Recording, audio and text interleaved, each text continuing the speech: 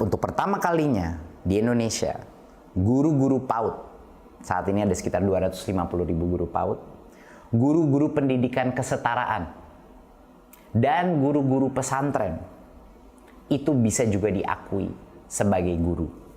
Dan pada saat mereka memenuhi syarat, mereka bisa juga menerima tunjangan. Ya.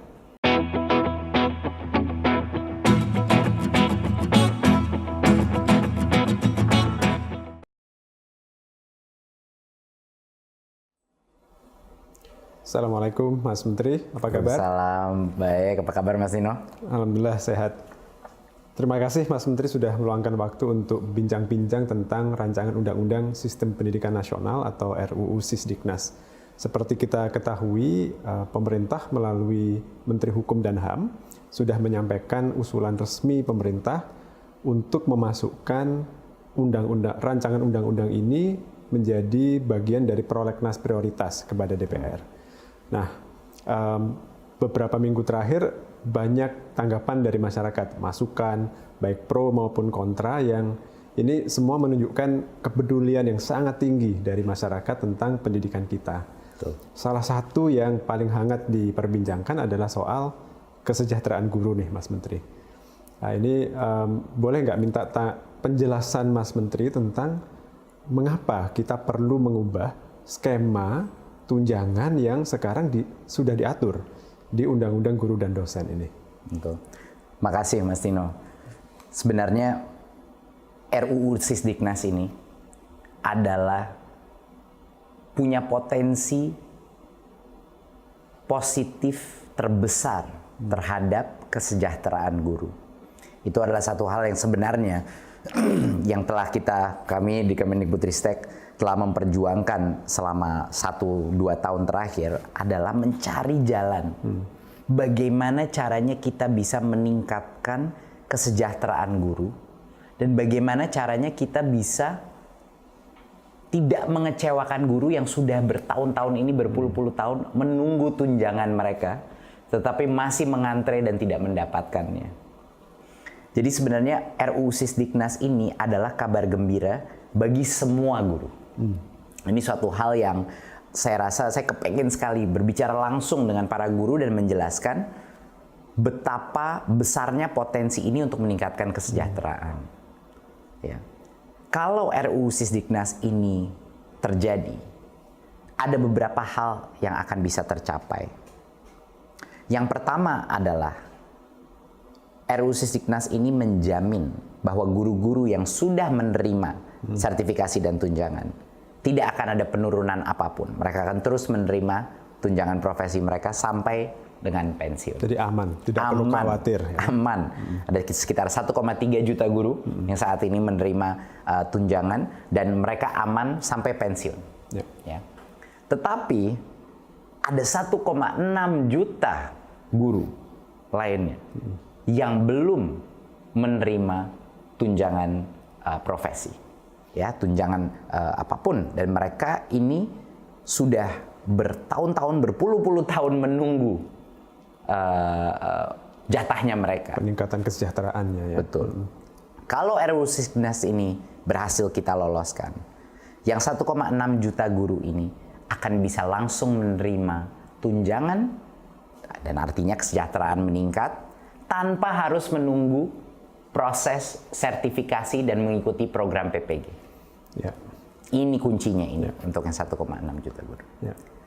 Plus, di luar itu, kalau RUU Sisdiknas ini digolkan, untuk pertama kalinya di Indonesia, guru-guru PAUD, saat ini ada sekitar 250.000 guru PAUD, guru-guru pendidikan kesetaraan, dan guru-guru pesantren, itu bisa juga diakui sebagai guru. Dan pada saat mereka memenuhi syarat, mereka bisa juga menerima tunjangan. Ya. Jadi RUU Sisdiknas ini sebenarnya semuanya kabar gembira. Nah, saya ingin kembali ke sesuatu yang disampaikan Mas Menteri di awal tadi tentang guru PAUD, guru non-formal, pendidik yang ada di pesantren. Kenapa kita melakukan perubahan tentang status mereka melalui rancangan Undang-Undang Sisdiknas ini, Mas Menteri? Jawabannya sangat sederhana, karena mereka itu guru. Mereka itu guru. Guru-guru pesantren, pesantren-pesantren formal, guru-guru PAUD, guru-guru pendidikan kesetaraan. Kami di Kemendikbudristek merasa sudah saatnya untuk mereka diakui sebagai guru. Apalagi kita tahu misalnya PAUD. Kita tahu betapa besarnya peran pendidikan anak usia dini dalam pengembangan di masa depan mereka. Kita sudah tahu, sainsnya sudah sangat terbukti betapa pentingnya. Lalu kenapa guru-guru PAUD ini tidak bisa diakui sebagai guru? Dan kalau diakui dan memenuhi syarat tidak bisa menerima tunjangan gitu. Sama juga dengan guru-guru pesantren. Saya menginap di salah satu pesantren di Jawa Timur dan fungsi daripada para pengajar-pengajar di pesantren itu ya guru, dan banyak dari mereka yang menggunakan standar nasional pendidikan dan berbagai macam unsur dari kurikulum nasional kita. Jadi menurut saya sudah waktunya bahwa guru-guru pesantren, guru-guru sekolah kesetaraan dan guru-guru PAUD itu diakui sebagai guru. Jadi sangat penting menurut saya bagi kelompok-kelompok ini untuk menyuarakan dukungannya terhadap RUU Sisdiknas ini agar masyarakat juga bisa mengerti kenapa mereka harus dan patut diberikan hak dan kesejahteraan yang sama dengan guru-guru lain. Itu bagi kami sangat penting bahwa ini tersebar berita bahwa kelompok-kelompok yang saat ini belum diakui sebagai guru akan bisa akhirnya mendapat kesetaraan sebagai guru. Jadi jangankan tunjangan, pengakuan bahwa mereka adalah guru pun selama ini tidak ada di undang-undang Sisdiknas yang berlaku maupun undang-undang guru dan dosen. Betul. Untuk PAUD bahkan ini mungkin belum banyak yang tahu, PAUD itu tidak diakui sebagai jenjang pendidikan. Betul. Di Sisdiknas yang sekarang berlaku. Jadi betul, rancangan undang-undang Sisdiknas yang kita ajukan ini ingin membuat tata kelola yang jauh lebih inklusif dan jauh lebih adil bagi semua yang menjalankan peran sebagai guru ya. Betul. Jadi ini adalah RUU dengan aspirasi inklusi yang sangat besar. Jadi benar-benar arah dan spirit daripada RUU ini adalah inklusi. Ayo kita sama-sama gotong royong, kita libatkan yang tadinya dikeluarkan dari sistem, kembali masuk ke dalam sistem. Baik. Mungkin menjelang akhir saya ingin menanyakan tentang kepastian nih Mas Menteri. Semua yang kita sampaikan tadi itu tergantung pada peraturan turunan dari rancangan undang-undang Sisdiknas ini. Nah, apa jaminannya bahwa setelah RUU ini disahkan, peraturan turunannya akan mencerminkan apa yang kita cita-citakan melalui rancangan undang-undang Sisdiknas ini? Betul. Mungkin untuk menjawab itu saya menanyakan pertanyaan dulu. Apa jaminannya waktu undang-undang guru dan dosen di tahun 2005 memberikan tunjangan profesi? Ya. Apa jaminan yang telah terjadi? 20 tahun itu guru-guru menunggu dan hanya sebagian yang sudah menerima. Jadi undang-undang yang saat ini sudah ada itu pun ternyata tidak menjamin. Karena tidak bisa diimplementasikan ternyata. Betul, ya. Betul. Nah, itulah alasan kenapa pemerintah sekarang mengambil posisi dan sedang menyiapkan berbagai macam peraturan turunan yang kami siapkan untuk tahun ini dan tahun depan, 2023. Inilah kenapa ada urgensi bahwa masyarakat terutama guru harus bersuara untuk mendukung RUU Sisdiknas ini. Agar di tahun 2023 semua peraturan turunannya sudah bisa siap selama kita masih berada di sini di tahun 2023. Ini adalah poin yang menurut saya sangat penting. Dan bagi mungkin pihak-pihak yang masih tidak punya kepercayaan kepada pemerintah dalam aspek kesejahteraan guru, saya mudah sekali menjawabnya. Track record kita selama ini, Mas Nino, di Kemendikbudristek adalah keterpihakan yang sangat jelas kepada guru. Dan ada jutaan guru yang sudah merasakan keterpihakan Kemendikbudristek terhadap guru. Saya kasih contoh. Bantuan subsidi upah di masa COVID, itu kita yang perjuangkan. pulsa bagi guru-guru dan murid-murid pada saat itu. Itu kita yang perjuangkan. Kita merubah mekanisme dana BOS untuk memberikan fleksibilitas terbesar untuk kepala sekolah bisa menggunakan dana BOS untuk membayar guru honorer. Dan selama berpuluh-puluh tahun baru sekarang ada titik terang untuk para guru honorer. Dan 300.000 guru honorer sudah menjadi P3K dan ratusan ribu lainnya akan menjadi P3K dan ASN. Dan grup-grup ini P3K pun yang akan menerima benefit daripada tunjangan fungsional yang bisa langsung diberikan kepada mereka daripada menunggu antrean lagi untuk sertifikasi. Jadi, poin saya adalah saya dengar banyak suara-suara di luar situ yang selalu mencurigakan terhadap pemerintah saat ini.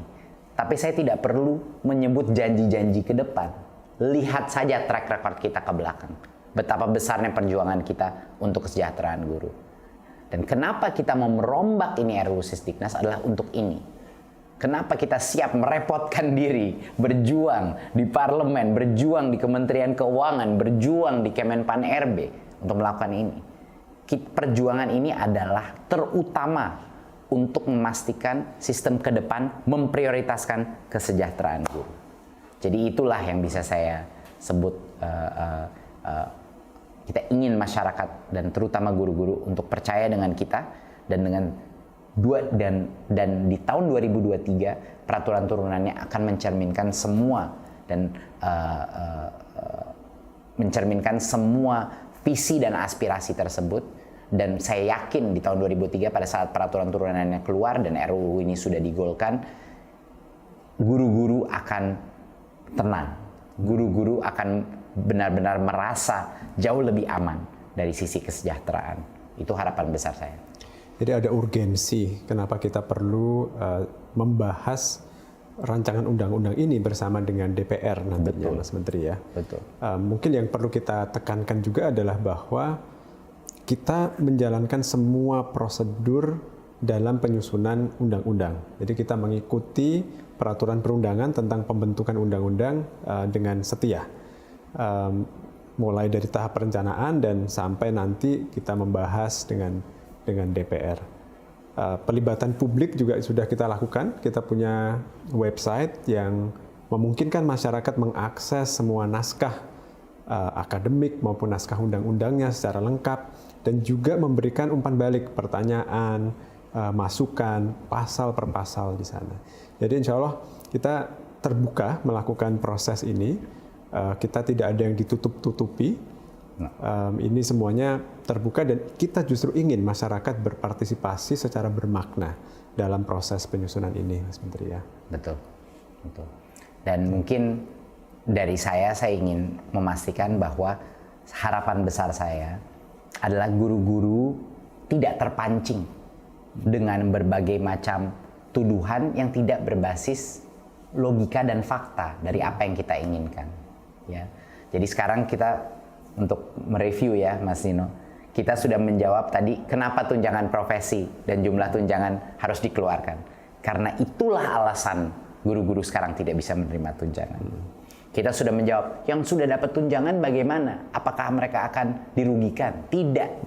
Di undang-undangnya dijamin mereka akan terus mendapatkan sampai mereka pensiun. Ya kan? Ketiga, bagi guru-guru swasta, kita memastikan bahwa kita akan meningkatkan bantuan operasional sekolah pada mereka dan juga akan menggencarkan peraturan undang-undang ketenagakerjaan untuk memastikan mereka tidak dibayar di bawah UMR, ya, mendapat tunjangan yang layak. Jadi sudah aman. Keempat, bahwa guru-guru PAUD, guru-guru pendidikan kesetaraan, dan guru-guru pesantren akan bisa diakui sebagai guru dengan semua benefit dan tunjangan yang ada di sini. Ya, jadi ini semuanya adalah kabar gembira dan kami sudah membicarakan semua aspek apa tadi kritik-kritik yang dilemparkan. Dan sebenarnya satu hal yang sangat penting adalah saya diminta oleh Pak Presiden, mandatnya Pak Presiden adalah dalam RUU Sisdiknas ini kesejahteraan guru harus terjamin dan meningkat, bukan hanya terjamin, meningkat kesejahteraan guru. Itu adalah mandat yang diberikan Pak Presiden kepada kami di Kemendikbudristek. Dan karena itulah RUU Sisdiknas ini harus dilihat sebagai masyarakat sebagai suatu hadiah yang harus dirayakan, harus didukung, tapi juga silahkan berikan input, berikan masukan. Tetapi ini adalah suatu hadiah bagi para guru-guru yang saat ini belum ada kepastian mengenai kesejahteraan mereka. Baik, terima kasih banyak Mas Menteri atas waktunya untuk berdiskusi tentang RUU Sisdiknas ini. Terima kasih juga Mas Tino. Terima kasih.